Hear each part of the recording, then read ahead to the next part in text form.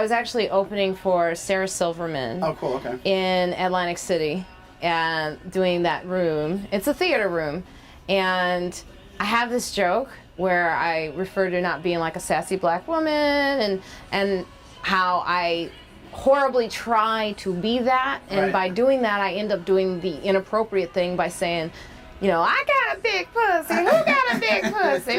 Right. Which is not a compliment. Yeah. And I had moved on past the joke. It was great. Everyone was having a good time.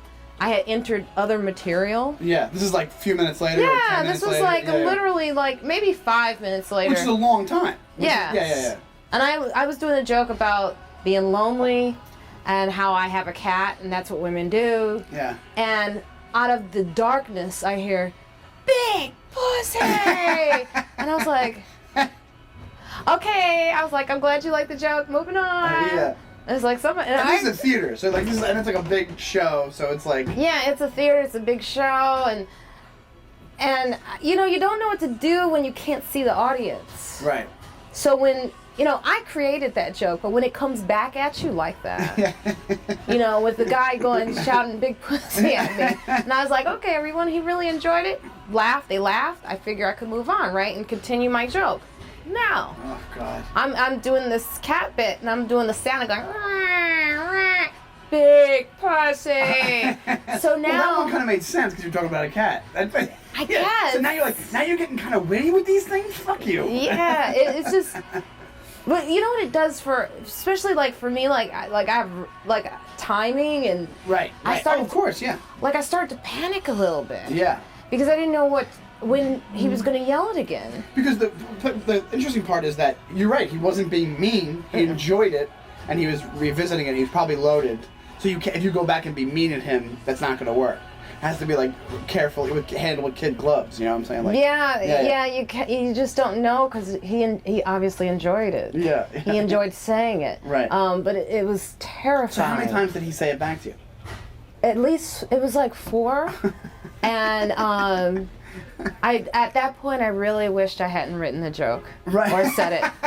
Oh, that's what happened. It just made you just distaste for the joke. Just like, I don't even want to do this joke anymore. That's how bad.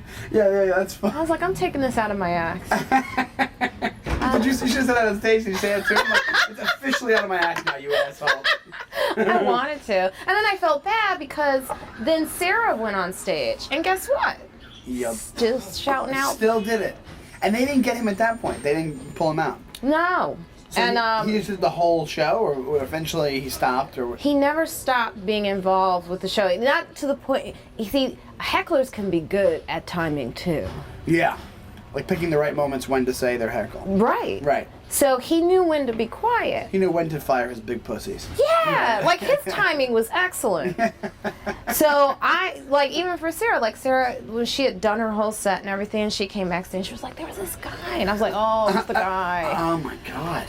And then, I'm shocked they didn't kick him out. How did you not kick him out of a theater in Atlantic City? Because it's Atlantic City. Everyone's got to be happy and spending money and... You know what? So what? He comes in every now and then. And no security. That's what Sarah was actually telling me. She's like, that's the thing about casinos and stuff. There's really not someone who's going to do that. Oh, and I was like, really? Oh. Yeah. And so it was a situation where you got to, after the show, was there any situation where you run into the audience and he didn't come up to you or anything or say anything and you just never saw him again? I never saw this man again. Yeah. Never again. That was it.